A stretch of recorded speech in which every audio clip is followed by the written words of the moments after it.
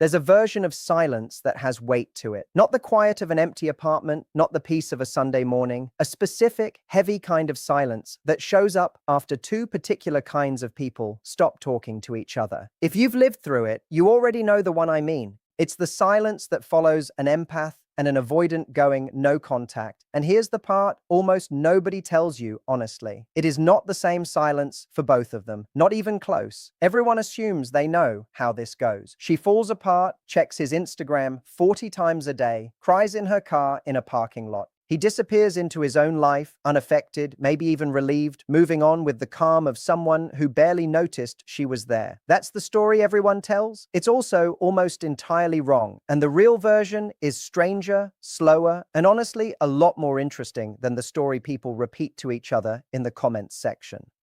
What actually happens is that both of them lose something they didn't know they were using each other for, a kind of mirror. She'd been using him to understand what devotion costs. He'd been using her to understand, without ever saying it out loud, what it might feel like to be fully known. And when the silence starts, both mirrors go dark at the same time, and each of them is left alone with a reflection they've never really had to look at directly before, themselves. I want to take you through this properly, not a highlight reel, but close to real time. What happens to each of them in the weeks after the messages stop? And by the end, you'll understand the one specific moment that determines whether this whole thing repeats itself for the next 5 years, or actually, finally, breaks. But first, a little bit about how two people end up here in the first place, because the ending only makes sense once you understand the setup. The empath in this story isn't just a nice person or someone who cares a lot. That description undersells what's actually happening in her nervous system. She reads rooms the way most people read text, instantly, automatically, without deciding to. A slight change in someone's posture, a pause half a second too long before a reply, the specific tone difference between someone who's fine and someone who's performing fine. She catches all of it, constantly, whether she wants to or not. In a relationship with someone emotionally straightforward, this gift barely gets used. In a relationship with someone emotionally complicated, it runs at full capacity around the clock, and nobody, including her, ever calls that exhausting because it looks so much like love from the outside. The avoidant learned something different and earlier. Somewhere in childhood, sometimes through something dramatic, more often through something quiet and easy to miss, like a parent who was present in the house but absent everywhere that mattered. He learned that needing things from people came with a cost he couldn't always predict. So the safest move was to need less, not to stop wanting connection, just to stop admitting it, even to himself. That's an important distinction people get wrong constantly. Avoidants aren't people who don't want closeness. They're people who want it so badly that wanting it feels dangerous. So when these two meet, something happens that neither of them would describe accurately if you asked them in the moment. She meets someone who feels like a puzzle worth solving, someone clearly carrying more depth than he shows anyone else, and some old part of her lights up at the idea that she might be the one who finally gets in. He meets someone who seems to understand him without requiring the terrifying ordeal of him having to explain himself. And for possibly the first time in years, being around another person doesn't feel like a performance. Both of them mistake this specific electric compatibility for something rare and healthy. It's neither. It's two unfinished stories recognizing each other's shape.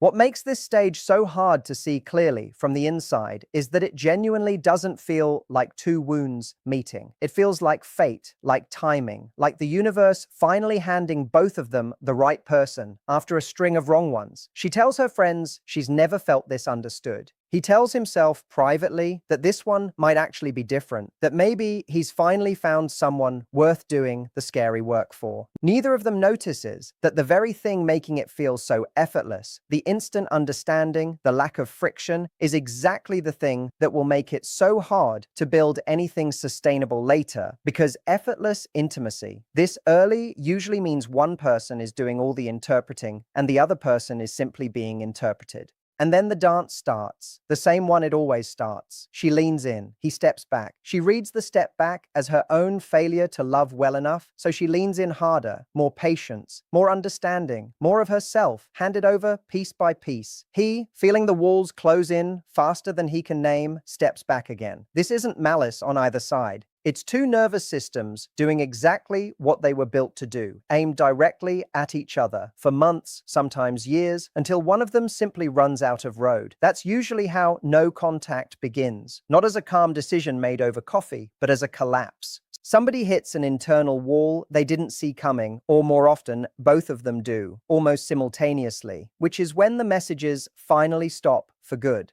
And this is where most breakup content gets it wrong, because it treats no contact as an ending. It isn't. It's the start of two completely separate internal storms happening on opposite sides of the same silence that neither person can see into. Let's start with her, because her version is louder at first. The first few days aren't peaceful. They're closer to withdrawal, the actual physiological kind. Her whole system had spent this relationship on high alert, constantly scanning him for information, mood shifts, response times, the particular silence that meant something was wrong versus the silence that meant nothing at all. That scanning wasn't optional. It ran in the background of every single day. And now there's nothing left to scan, but the scanner doesn't know how to shut off, so it keeps running searches against a signal that's gone. She checks her phone obsessively, not out of weakness, but because her nervous system is doing precisely the job it was trained to do for this exact relationship, hunting for the one piece of information that would tell her everything's okay. She replays their last real conversation over and over, not to punish herself, but because some part of her genuinely believes if she can locate the exact sentence where things broke, she can undo it. And underneath all of that sits something she rarely says out loud: guilt. Guilt that he might be sitting alone right now, hurting, and she's not there to fix it, even though fixing him was never actually her job, and even though she's the one who finally walked away. By the end of the first week, something sharper surfaces. A question that never had room to exist while she was busy managing someone else's emotional weather. If I'm not taking care of somebody right now, who am I? Exactly. For a lot of empaths, especially the ones who learned early that their own needs came second, third, or not at all, identity was never built from the inside. It was built from being essential to someone else. And essential just lost its job description overnight.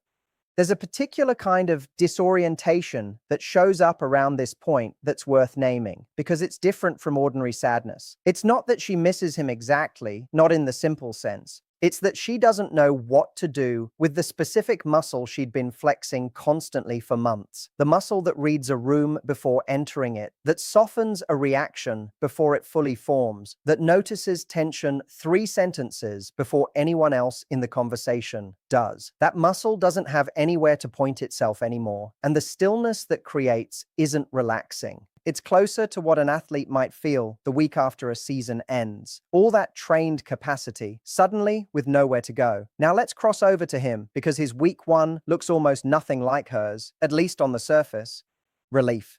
That's the honest word for what he feels first, and he'll feel guilty about that relief almost instantly, and then bury the guilt fast, because sitting with any feeling for longer than a few seconds isn't a skill his system was ever taught. But underneath the guilt, the relief is real, and it's enormous. The low, constant pressure of someone needing more emotional access to him than he knew how to safely give, gone. The persistent guilt of never quite being enough for her, gone, at least for now. He fills the space immediately. Extra hours at work, a gym routine he swears he'll actually stick to this time. Old friends he hasn't called in a year, suddenly worth reconnecting with. Every hour gets occupied by something that doesn't leave room for feeling, and for a while, genuinely, it works better than he expected. Somewhere around the 2 to 3 week mark, though, the quality of the silence changes. It stops being restful and starts being hollow in a way that's hard to explain to anyone who hasn't lived it. He hears a song that would have made him think of her a month ago, and for a fraction of a second, his hand actually moves toward his phone, before he remembers there's no one to send it to anymore. He has a good day and realizes, mid-realization, that there's no one left who's specifically waiting to hear about it. Every time this happens, he does the only thing his system knows how to do with a feeling too large to hold. He shrinks it, tells himself she was too much, too intense, too demanding of an emotional access he was never going to be able to give anyone. But minimizing takes energy, and that energy is a finite resource, and his is starting to run low faster than he budgeted for. Here's what almost nobody explains accurately about how avoidants actually grieve. Pushing a feeling underground does not make it disappear. it just relocates it, and buried feelings have a way of surfacing somewhere else entirely. As irritability at work that has nothing to do with work, as a short temper with people who did nothing wrong, as one extra drink on a random Tuesday that becomes two extra drinks the following week. If he ever got quiet enough to actually look, and avoidants are remarkably skilled at making sure they never do, he'd find underneath all that productivity and forward motion one simple sentence he refuses to let himself think in full. I miss her. He won't call it that. He'll call it readjusting, getting his footing back. And he'll keep moving, because moving is the only fluent language his nervous system has ever spoken. What's strange, if you could actually see inside his week 3 or 4, is how convincing the performance of being fine actually is. Even to him, he's not lying when he tells people he's doing great. In the moment, he mostly believes it. That's what makes avoidant grief so hard to catch from the outside, and even harder to catch from the inside. It doesn't look like grief. It looks like productivity. It looks like someone finally getting their life together. Only much later, usually months later, does he look back and realize that the version of himself from that stretch was running on fumes the entire time, just fumes that were very good at disguising themselves as fuel. Meanwhile, back with her, somewhere between week 2 and week 3, the chaos starts to settle into something quieter. Not peace exactly, more like an exhausted stillness that finally has room in it for something new. And in that stillness, something genuinely unexpected starts to happen. She begins hearing herself again. Here's the thing nobody tells you about spending years tuned entirely to someone else's emotional frequency. Your own signal gets fainter and fainter until you can barely find it. You stop being able to tell your own feelings, apart from the ones you've absorbed secondhand. You become an instrument built to play someone else's song, and eventually you forget your own melody even exists. But when the signal she'd been tracking disappears completely, something strange happens in the quiet that follows. For the first time in longer than she can remember, she can actually hear her own thoughts without static running underneath them. And what she finds there isn't always comfortable. A lot of empaths, once they get this honest with themselves, discover that what they'd been calling love had another ingredient folded into it, a compulsion. A need to be needed so intense it could easily pass for devotion, a fear of her own stillness that had been quietly, conveniently solved by the full-time project of loving someone difficult to reach. She starts asking questions that have nothing to do with him. Why did I stay through so many months of feeling unseen? Why did his distance read to me as a challenge instead of an answer? Why did my own worth get so entangled with whether I could finally reach him? These questions are uncomfortable in a way she's avoided her whole life. They're also finally the right ones to be asking.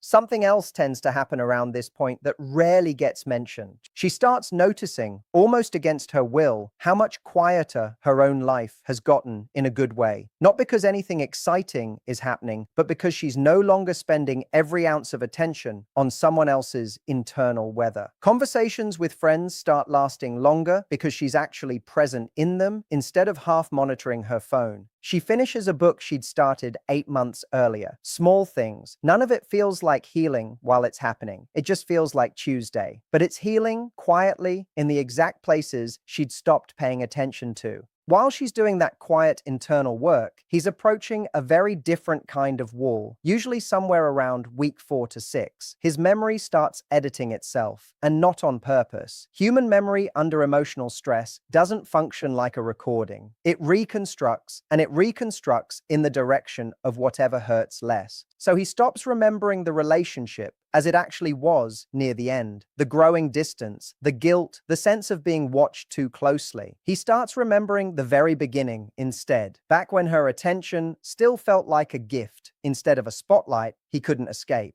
He remembers a version of her that's part real memory and part flattering reconstruction, and he starts missing that version with an intensity that genuinely surprises him.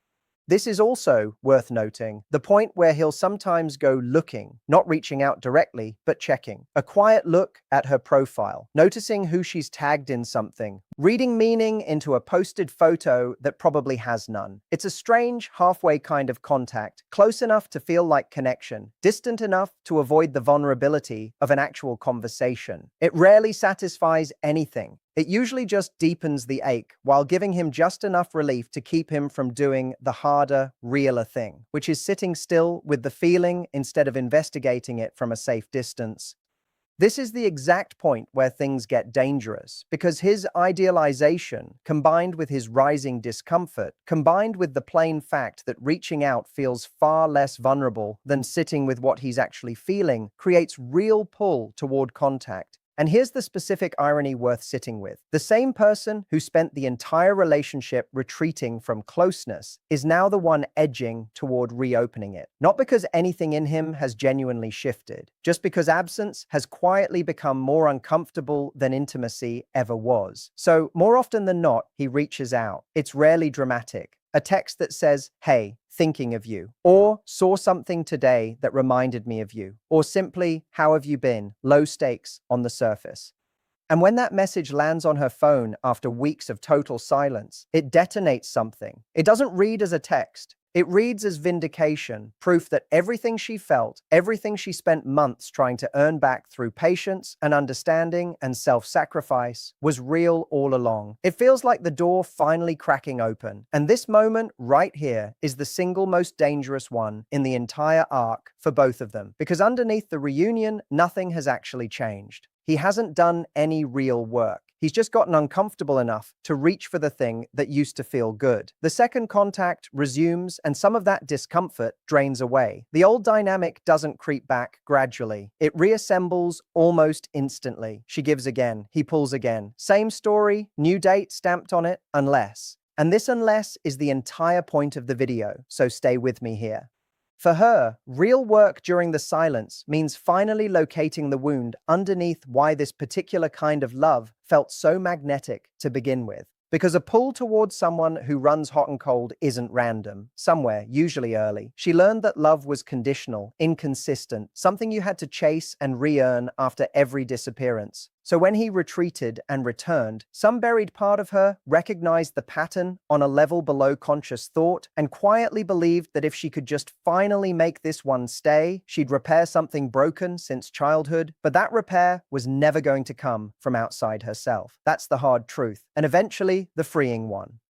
It's tempting at this stage to look for a villain in the story, to decide he was simply incapable of love, or that the whole relationship was a mistake from the start. That framing feels satisfying, but it's usually not accurate. And worse, it lets her skip the actual work in favor of a tidier narrative. The harder, truer version is that two people showed up with real capacity for love and real damage sitting right next to each other, and the damage got activated by exactly the wrong combination of circumstances. That's a far less comforting story than he was incapable. It's also the one that actually leads somewhere. She has to learn, often for the first time in her adult life, how to notice her own needs without immediately outsourcing them to someone else's response. How to measure her worth by something other than whether she can hold someone's attention. It's slow work, it's unglamorous, it's also the only thing that actually changes anything. For him, real work means doing the one thing his entire life has been quietly engineered to avoid, sitting inside discomfort long enough to find out what's actually underneath it. It means getting honest about what all that distance was protecting him from, not just in this relationship, but in every one before it. Every time he made himself smaller or colder or more self-sufficient because full presence felt like standing too close to something that could burn him. It means finally asking the question avoidants almost never let themselves ask. What happens if I actually let someone all the way in? Is the fear abandonment, or is it being fully seen and found lacking? These questions are brutal for someone whose entire coping architecture runs on not feeling things. But without asking them, the pattern doesn't end. It just finds someone new to repeat itself on. Here's what happens most of the time when neither of them does that work, which is honestly the far more common outcome. He reaches out somewhere around week 6 to 8. She answers. There's a reunion that feels electric, feels like proof, feels like everything finally clicking into place. And within days, sometimes hours, the exact same current starts flowing underneath the surface because nothing structural actually changed in either of them. She starts scanning for signs again. He starts feeling the walls close in again. She gives more, he steps back. The whole devastating, familiar cycle starts its next lap. This can run for years. It has run for years, for people you probably know, maybe for you. But here's what happens on the far rarer occasion when even one of them has done real work during the silence, and it genuinely only takes one person to shift the whole equation. If she's found solid ground under her own feet, actually stopped handing her sense of worth over to his response, something changes the moment contact resumes. And it isn't subtle. She doesn't chase. Not as a strategy, not because some video told her withholding makes someone want you more, but because the old compulsion simply isn't there anymore. She's built enough of a foundation that she no longer needs him to be it. This shift almost never announces itself. She doesn't wake up one day and decide she's healed. Usually it's smaller than that. She notices, almost in passing, that a memory of him crossed her mind and didn't come with the usual undertow. Or she gets through an entire conversation with a friend about him without her chest tightening once. These are unglamorous, easy-to-miss milestones, nothing like the dramatic turning points people expect from healing, but they're the real ones. The dramatic version, the tearful realization, the sudden clarity, usually isn't what actually changes a person. It's the accumulation of 100 small, boring moments where the old response simply doesn't show up anymore. And this confuses him more than almost anything else could, because his entire unconscious strategy for managing closeness depended on being chased. Her chasing let him retreat on his own schedule and quietly call it self-protection. When the chasing stops, he's left standing in real, unmanaged uncertainty, the exact thing his whole life has been built to avoid, with nowhere left to run. From here, one of two things happens. Either he leaves for good, finds someone new to run the pattern on, or for the first time, the discomfort has nowhere else to escape to, and it becomes the thing that finally cracks something open in him. If he's also done real work, sat inside that hollow silence long enough to actually understand what he was running from his whole life, he comes back different, not fixed, not fully healed, just less defended, not by choice exactly, but because the old defenses have gotten too expensive to keep maintaining once he can finally see what they've cost him. And sometimes, not always, but sometimes, two genuinely changed people find their way to something new, not a rerun of the old relationship with softer lighting, something that actually didn't exist before.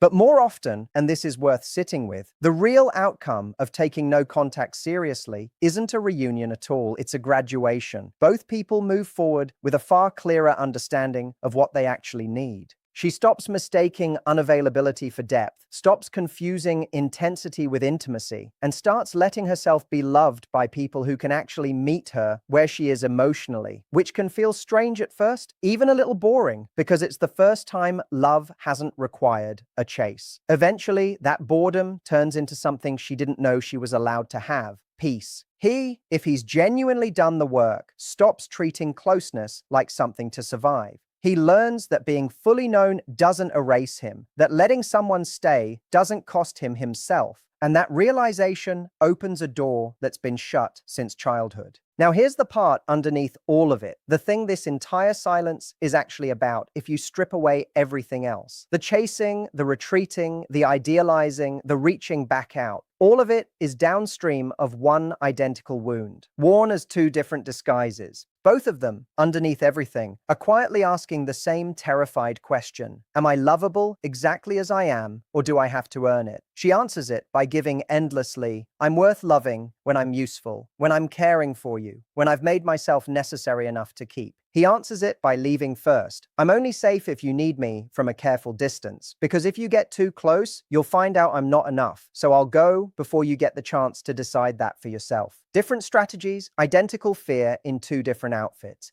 There's something almost merciful in seeing it this clearly, once you finally do. All of it, the pursuing, the retreating, the idealizing, the reaching back out months later, stops looking like two incompatible people failing each other and starts looking like exactly what it actually was. Two defense systems built years before either of them ever met, running their original programming on each other. Neither of them was the villain in the other's story, no matter how much easier it might feel to cast it that way. They were both just carrying old blueprints they never got to approve, drawn up by people and situations from long before this relationship existed, in rooms neither of them can go back and change now. No contact, at its most useful, was never a tactic to win someone back or teach anyone a lesson or make anyone's heart grow fonder on command. At its best, it's simply a forced pause, long enough, finally, to hear what you've quietly been telling yourself about your own worth this whole time. That's where the real work actually lives, not in refreshing a phone at midnight, not in hoping the other person changes somewhere on the other side of the silence, in the stillness itself, in finally sitting with the uncomfortable, necessary question of who you are when you're not defined by someone else's need for you or their distance from you. Because the relationship, in the end, was never really the point. It was the classroom. The silence is just where the actual lesson finally arrives if you let it land instead of running from it the way both of them are so good at running. If any of this felt uncomfortably familiar, if you recognized yourself in her or in him, or more honestly, in some uneasy mix of both, because most of us are carrying pieces of each, tell me which part hit hardest. That's usually where the real conversation on a video like this actually begins.